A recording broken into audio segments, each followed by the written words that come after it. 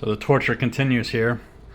I think my family's getting some sort of psychological gratification from these videos. So I don't even know if I should be posting about my problems on YouTube. But at the same time, maybe there's some benefit out. But you know, but I think my narcissist family is watching these and like getting aroused.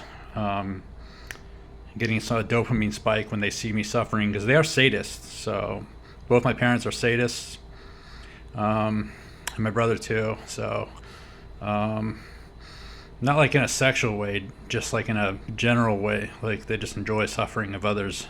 That's why they chose to work. My family, my father chose to make a career for himself, contributing to the suffering of humanity in the prison industry. I guess I don't know why he chose that career for the longest time, and maybe he couldn't hack it as a cop or something. I don't know, but there's a certain personality type that pursues law enforcement careers and prison careers, and it's narcissists and sociopaths and sadists. So I saw this firsthand when I was an inmate in a jail for 7 months here. I saw there's certain personality types that just enjoy strip searching men and being in that environment, and they enjoy the power dynamic.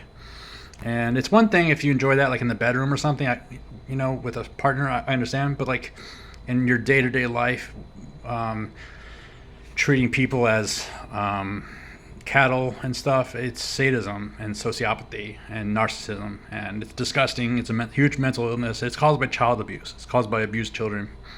So if we just don't abuse children, then we won't create these kind of monsters anymore. But and if you think most psychopaths, sociopaths, I use those words interchangeably, they're actually different. You can ask ChatGPT what's the difference between a sociopath, a psychopath, and a narcissist. But it's cluster B personality disorder, and I come from these people, and it's not genetic, or it is genetic, but everybody has the genes for to be a psychopath. It's a survival. If you look at evolutionary psychology, it's a survival technique. If you're raised in a war zone, it's for the genes. Clearly these people were brought up in such horrible conditions that the only way they were able to survive was if they became psychopaths. And I think my brother turned out that way too, and I think sadism goes along with that. So it's a dark aspect of humanity, and it's not. Some people think maybe it's something we could edit out of the genome or something. I don't think you could do that without. I don't think that you could do that without taking something away that is beneficial. In times of hardship, but I think the world is becoming less. People think the world is becoming more narcissistic and sociopathic. I don't think so in the slightest. I think if you go back in history, like 100 years, 200 years, 300 years, 1,000 years, there were way more psychopaths and sociopaths and narcissists than there are today, because it's caused by hardship, and children were treated much worse in history than they are today. At least broadly speaking. And I'm a fan of Steven Pinker's work, Dr. Steven Pinker. He talked about how the rate of violence and bad things in the world is going down. The world's getting better. Steven Pinker. I forget the book, but so hopefully in a bright future, in the distant future, there will be no. If you have a world of abundance and robot utopia, which I don't like calling it that because utopia seems like an unachievable thing. So but if we just have a world of abundance where kids can leave an abusive situation and get all their needs met by the robots, and other people, because the only thing that kept me from running away from my abusive family growing up was fear and poverty, fear of. I guess it was just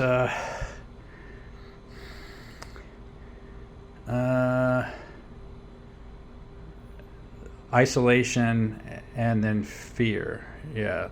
So, social isolation until like third grade, fourth grade, third grade. But yeah, so hoping my family will, you can't fix a narcissist. There's no way to fix them. You can. That's just how they developed neurologically, psychologically. Yeah, psychologically. There's no way to fix it. It's not like a medical condition.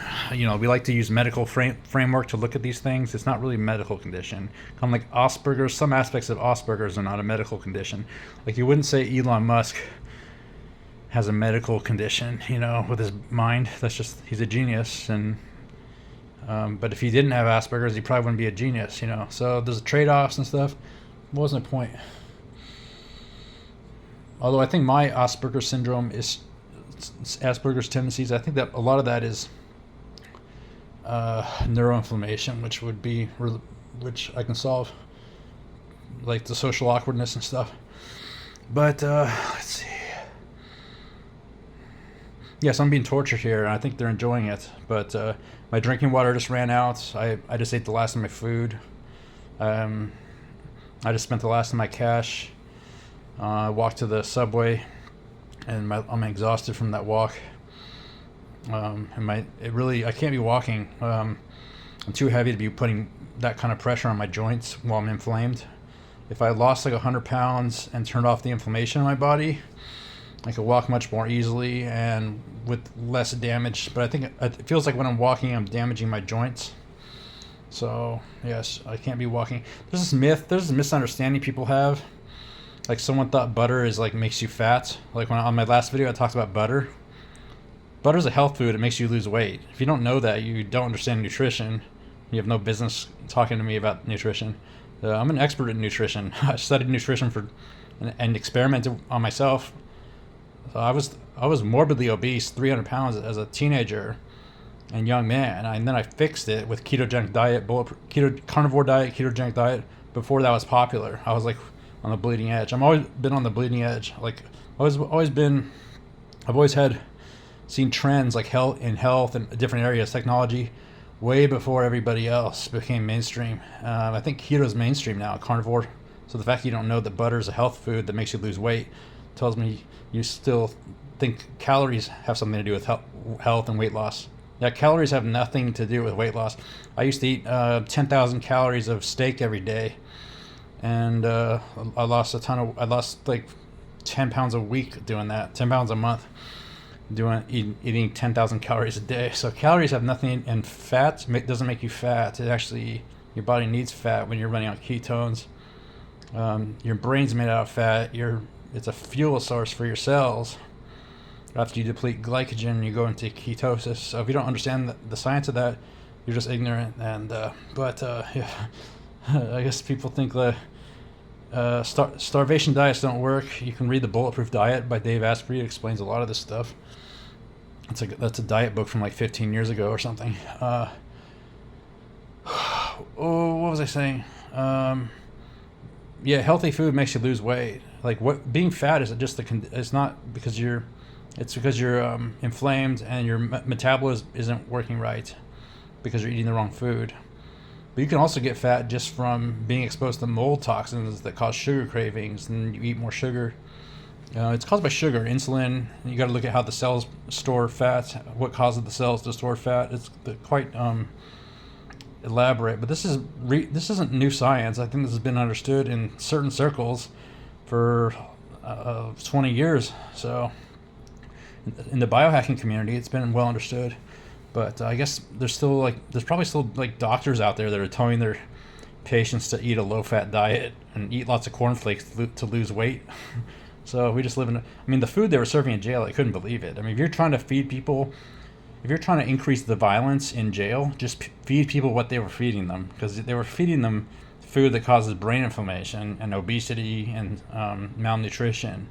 So then you'd think the jails would want to feed the inmates low inflammatory food to keep people relaxed and calm, but that's not what it's astonishing. And half the people in there were on psychiatric drugs. But what a living hell. That was the most traumatic experience I've ever experienced in my life.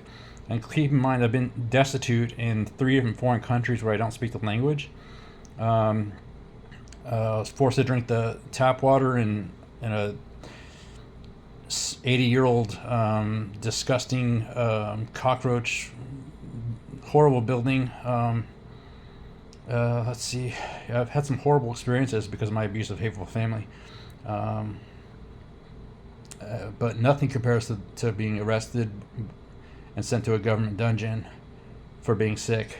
And that's crazy. So that's the kind of abusive sociopaths that I come from. Sociopaths, psychopaths, narcissists, mentally ill. And I don't think things are going to get much better from my abusive, hateful family because they haven't been listening to me for almost 20 years. I've been trying to tell them, hey, let's get you healthy. Let's get you in shape. Let's get your brain working. Let's make the house comfortable for you and healthy. And they don't want to hear any of it. So they want to live in the CNN universe, which is an alternate fictional reality that's emotionally comfortable to certain people for some reason. I guess it's like boomers, it's the boomer mindset, like the news is telling factual information. The doctors are doing the right thing. The doctors know what they're doing. My oncologist, isn't trying to make a boat payment with my chemotherapy that I don't need. These sorts of things. It's just politicians aren't corrupt. I guess it's almost like the way a child would, like a child would look at the world. Everything's rainbows and sunshine, all the way to an early grave. If you just live in that fantasy, the world's a safe place. My son doesn't need to have control over his life. I can control my son's life, and it'll be good for him. Jail's a good place to send my son. A government dungeon's a good place to send my son. My son just needs psychiatric help. He just has a chemical imbalance in the brain. That's all it is, guys. It's just a chemical imbalance in your brain. Yeah, you just need to take this pill from Pfizer, and all your problems will be solved. Yeah, just take this pill. We don't actually know what it does, but because we can't see what it does in the brain, but we've done some preliminary studies, and it seems okay. It seems safe.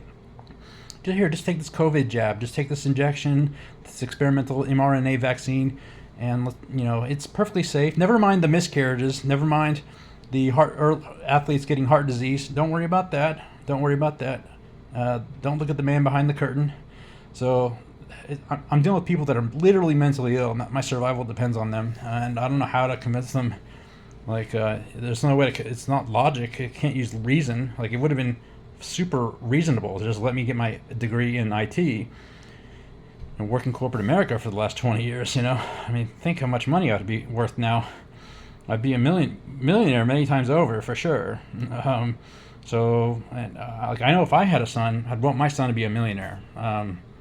Even if it's just for selfish reasons, maybe my son, I think everybody feels like they have some sort of duty to their parents, even if they're abusive and toxic.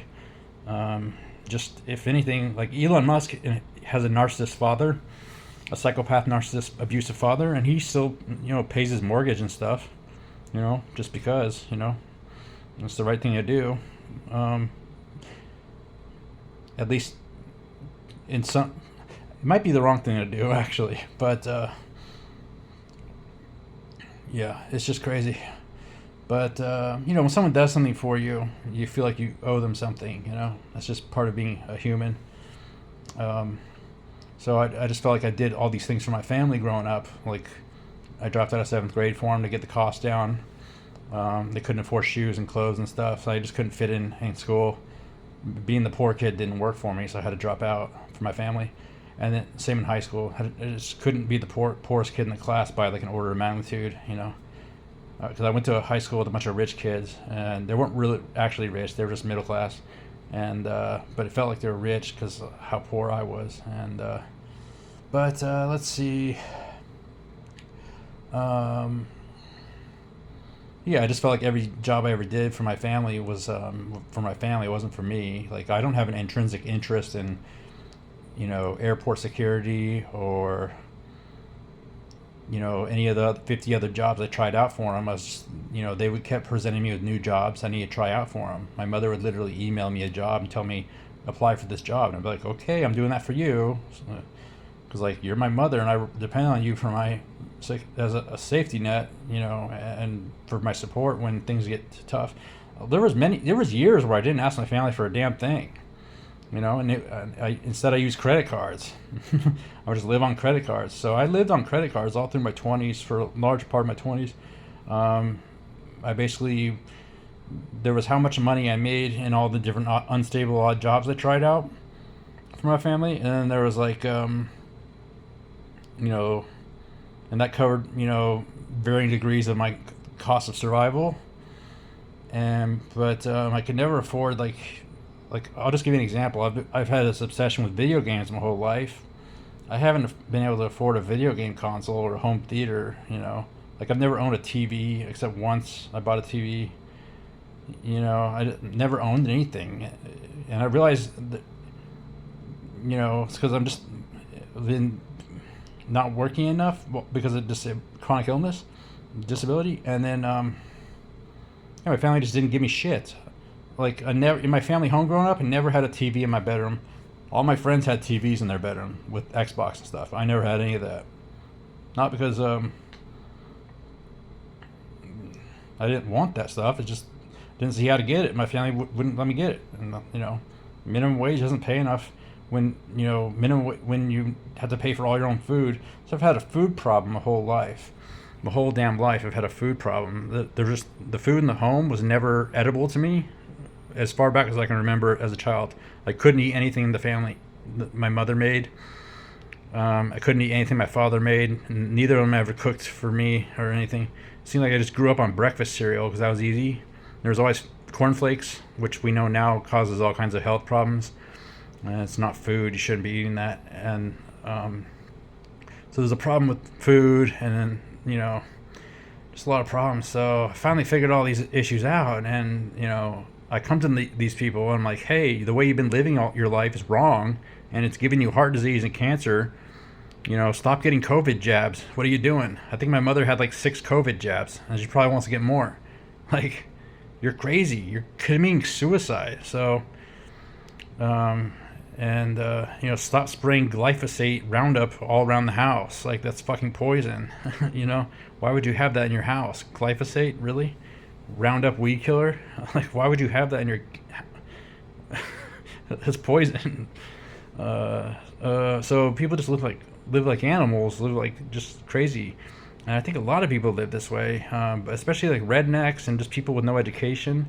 For whatever reason, they just don't believe reality. They believe in like some fictional, like what the corporations want them to believe or what the politicians want them to believe or something. It's very strange. So the boomers are all dying off now, and the boomers were the worst of this. I don't know if Gen X is. I think Gen X was a little more skeptical, but yeah, I think millennials and above, anybody born after in the 80s and later, really understands how things are. But if they go looking, but talking to this guy, recently telling me butter, I shouldn't be eating butter if I'm trying to be healthy. Man, the corporations got to you. The corporations eat a salad and eat some glyphosate salad and some parasite-laden glyphosate salad and some factory industrial chicken, and that's the health food, according to these people. So people just don't understand how to live.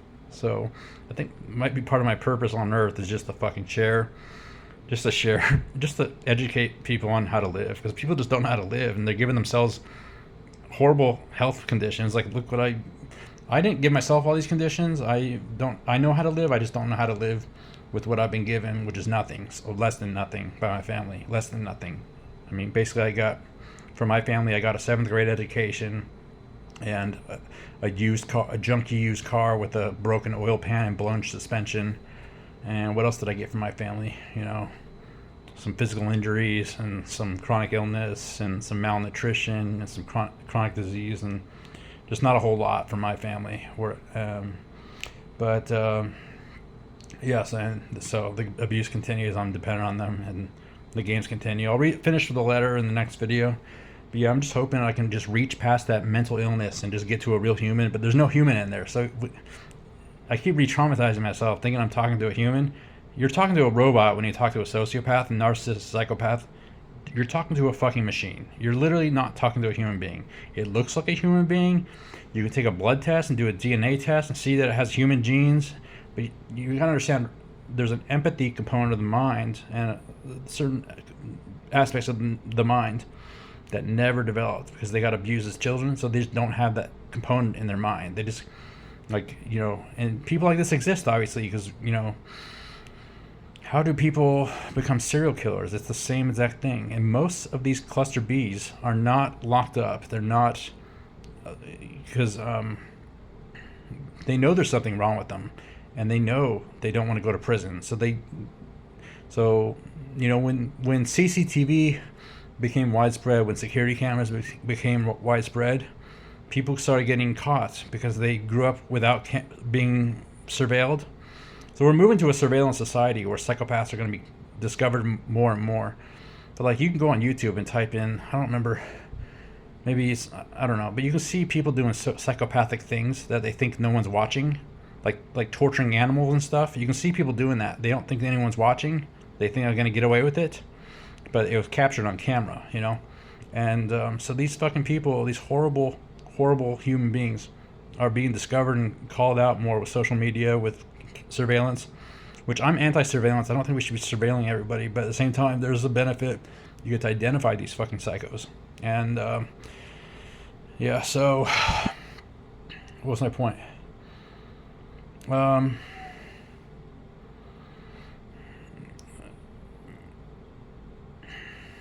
So I'm being tortured here. So my drinking water ran out, my food ran out, and I need to finish this abusive letter. I have a repulsion. I don't want to look at it. I just have this like sinking feeling. I just don't want to look at it. But I'm very sick. I have a fever, or I feel like I have a fever. I don't have a tool to test that, but it feels like I have a fever. And it's this damn jawbone infection I'm dealing with. I've had dental problems my whole damn life. Brush your teeth, and don't get gadolinium injection, and don't get root canals, and don't get orthodontics unless you're really certain you know what you're doing. But yeah, so I would love to have a health and wellness brand, personal brand linked to my personal, identity and stuff, and then make like a business out of it, and be like a personal trainer or a coach of some kind. And I want to do a lot of physical sports and things. I'd love to really master like certain things that require a healthy body and stuff. There's all these things I want to do that require a healthy body, and if I can't get a healthy body, I don't want to be here. So, and I totally see how to fix everything. You should want to have a healthy body and and live in such a way that the default is like healthy, just live in such a way that you're breathing clean air all the time, you're eating clean food all the time, you're taking the right supplements, you're getting the right kind of medical care, you're getting the right kind of physical training for your body and your muscles and stuff, and physical therapy. Everybody should be doing physical therapy, physical training, declaring to eat a certain way. And if we put economic pressure on companies that, like, if you just stop feeding evil companies that are selling evil shit, then they'll stop selling evil shit, like seed oils, for example. If you just stop buying food that has seed oils, and everybody understood that it's poison, you don't have to rely on the government to pass a law to ban, like, you don't have to rely on like RFK Jr. to pass a law to not put poison shit in food.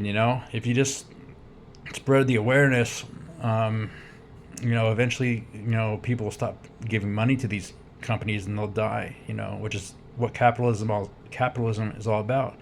It's about, serving the market. But if there's no market for poison food or poison medicine or whatever, because of the awareness, so education. So people just need to be educated, and I don't know everything. I'm still learning. I'm always learning. Yeah, it's just astonishing. The people I rely on are freaking mentally ill, and they're trying to torture me into submission, I guess. I don't know what they want me to do. They want me to bow to them and kiss their feet or something, or praise them for being such good people, such righteous, moral, what's that term? Righteous indignation? I don't know. But like self-righteous, yeah. So these self-righteous morons, and I hate to insult these people, but I hope it wake them up, because look what they've done. They destroyed their family, destroyed their whole family over some nonsense. Some nonsense. You know, my brother wanted to be an electrical engineer at Qualcomm. He got into one of the best universities in the country for electrical engineering, and then my family cut him off, so he had to drop out of college. So both sons had to drop out of college because the family went no contact. The parents went no contact after the kids go off to college. No contact. You're on your own. No money. No contact. You're on your own. You know, no. No assets. No money of any kind. Nothing. Just oh, you're going to college. So that means you're abandoning the family, and we're going to punish you. That's what it was. So these people don't deserve to have sons that are productive and successful. They never were parents. Yeah. So what was the point of having a family in the first place? I think for my mother, maybe it was like, women get that maternal instinct to carry a child, I guess. I don't know. Maybe because I think for my mother, it was just like a social thing. Like her friends were getting pregnant, so she wanted to get pregnant. Something like that. And then for my father, I guess he thought maybe that would lock down his wife if, maybe he had trouble with women or something. And, I don't know why my father chose to marry this woman, but they're both mentally ill, so maybe they're trauma bonded by the mental illness. Because typically when you have a narcissist family, it's typically only one parent is a narcissist, as far as I can tell. It's unusual to have two narcissists that stay married. Maybe but I think they're trauma bonded. This is armchair psychology, but like trauma bonded and their mental illness fit together like a puzzle, complement each other and then exasperate each other, and it's like a tag team of narcissism and abuse. It's really crazy. So not something I want to get into anymore. I don't find this subject terribly interesting. I don't find this mental illness, narcissism, sociopathy, I don't find it really interesting. I know people spend their career studying this and stuff. To me, it's like, it's just something to be aware of, that it exists in the world, these type of people. And, the only solution is no contact. That's the only solution to dealing with these kind of people. You just have to hide from them and not be in their line of sight, because if they see you, then you can be targeted, which is what happened to me. So I'm hoping my family will do the right thing. Reason will persevere, and they'll support me to go back on a truck and go no contact with them, because I didn't realize how demonic they are. I guess I knew, but I guess I thought they would change. I guess I thought they wouldn't be that crazy to send their son to a government dungeon, but I guess they really are trying to kill me. So I'm hoping they'll let me go back on a truck. They're not letting me do that. They're not letting me do anything here. They're not even letting me eat. So I'm totally dependent on them. Totally. There's nobody else. I'd like to get a social worker but I don't even have a phone number. So how do you get social services without a phone number? So I have a VoIP number. I can send text messages. That's all.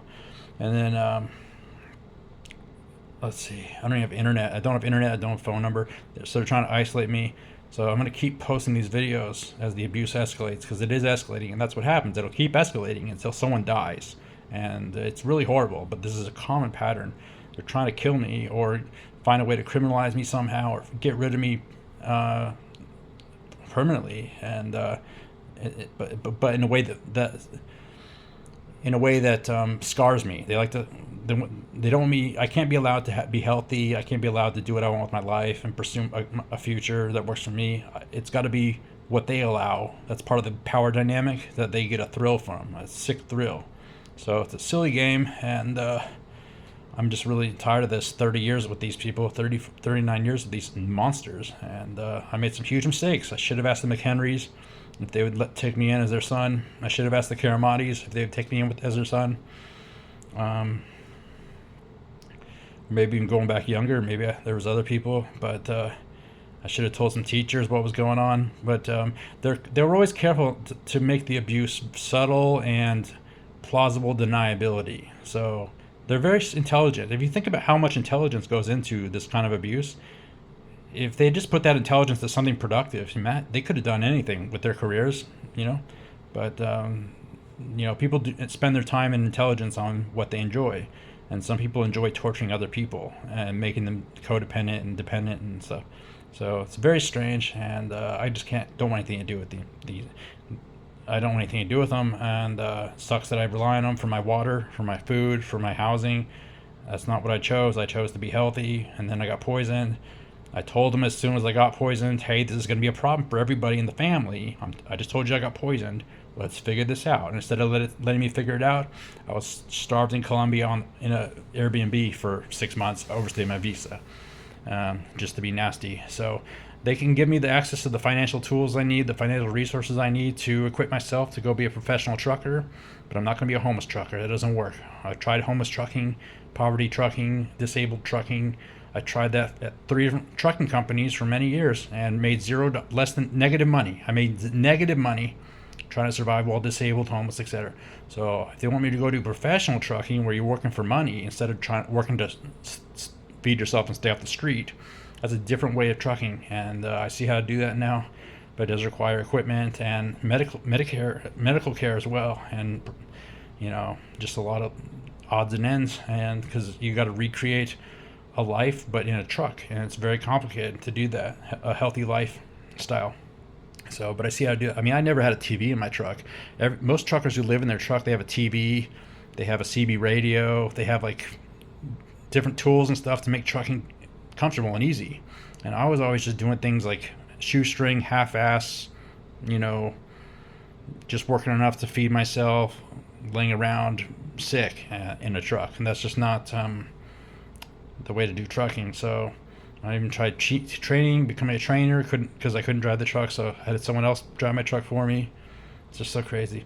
So yeah, I need to go back on a truck, unless someone wants to furnish a home for me, finance a car for me, pay it all off, and then give me an emergency fund. If that was the case, I'll make a video explaining what I would need to not do trucking. It's because I thought through everything. I had 7 months in jail between fighting people and manipulating people to get coffee and nicotine. That was a nightmare, because I wasn't getting enough money to support myself in jail. But between all the manipulating and maybe manipulating is the wrong word. I owe a bunch of people in jail a bunch of money right now. I borrowed so much from people. I feel bad about it, but I couldn't survive on what my family was sending me, and for my own safety, I had to borrow from people, and for my own sanity too. But so I feel guilty actually. But yeah, hopefully I can. I actually want to pay people back. Like, I'm gonna look up the people I borrowed from in jail. I'm gonna look them up when I get a chance to do that with a computer that works on the internet and time. That's not my highest priority right now. But eventually I'm going to look these people up and try to pay them back, because I did borrow several $100s probably, which is a lot of money in jail. My family just wasn't giving me enough money while I was in jail. They were only giving me like $50 a week, and it cost me $100 a week at least to in county jail. I think it's cheaper in prison. So like in county jail, everything was very expensive on the commissary. But how are we on this topic? Yeah, all these survival scenarios, like surviving in jail, surviving homeless in a truck, surviving homeless in China, surviving homeless in Republic of Georgia, surviving homeless in Sacramento, surviving in a moldy apartment in this place, surviving in this place. All this survival scenarios my family's been giving me throughout my life has really shaped me into a disabled loser. They've tried to turn me into a disabled loser, and doesn't matter how much personal development, how much Tony Robbins you read. If you're being poisoned by your toxic, abusive, hateful family and set up to fail repeatedly over and over again over decades, I mean, eventually you get some permanent damage, and that's what I'm dealing with now. So, yeah, I'm hoping to them not supporting me to go back trucking is actually calling them out for their shit, calling them out for their bullshit, because, let's see, 34 minutes, call them out for because they could let me get they could let me get a credit card, order all the equipment, supplies, services, medical care, get all that handled, then go back to trucking do it properly for the first time ever. But instead of doing that, they caused me to ruin my credit, and they caused me to become totally in this survival scenario dependent on them. And it's an abuse tactic. And yeah, I'm not going to let them shoehorn me into a moldy truck again. That's not going to work. So they're trying to create a safety. They're trying to create a legal problem, another legal problem. Let's just say I go back trucking, I get a moldy truck, and I'm disabled, and I lose control of the vehicle and cause an accident. Then I get then I get a prison sentence. So it's not something to take lightly. It's a huge responsibility doing trucking, and it's not something you joke around with. It's not like, imagine an airline pilot trying to fly a 747, like naked, wearing flip flops and no sunglasses and disabled medically. Like that's just crazy. You got to take those kind of things seriously, and it's the same with trucking. So yeah, not equipping me to participate in high school, not equipping me to do trucking properly, not equipping me to do anything properly, and always this extreme cheapassery and extreme redneck hillbilly way of doing things has really destroyed me completely. I have to do things by the book. I have to do things properly for my functional ability to function. And I'm not a scrappy street kid like my father was. So yeah, I'm a upper middle class white collar professional. I just do things properly. I take things seriously. When I plan projects carefully, and I use the right tool for the job. I don't use makeshifts. I'm not a fly by the seat. My family is like fly by the seat of their pants, just chaos, just psychopath. That's I'm the kind of guy carefully, strategically plan and gather all the equipment. Like if I'm going to do a project, I get all the resources ahead of time before I start the project. And I plan things out carefully. It's a totally opposite of the way my family wants me to conduct my life. They want me to just be in a constant state of chaos and poverty and sickness, and just one moment to the next, no plan for the future, just insanity, actual insanity. So it doesn't work for me. So that's not who I am. So that's not what I'm about. So I take things seriously. I take my profession seriously. I take all my life seriously, and I do things properly. So if they don't want me to properly go back trucking, then I can't do it, because I'm not going to take that risk.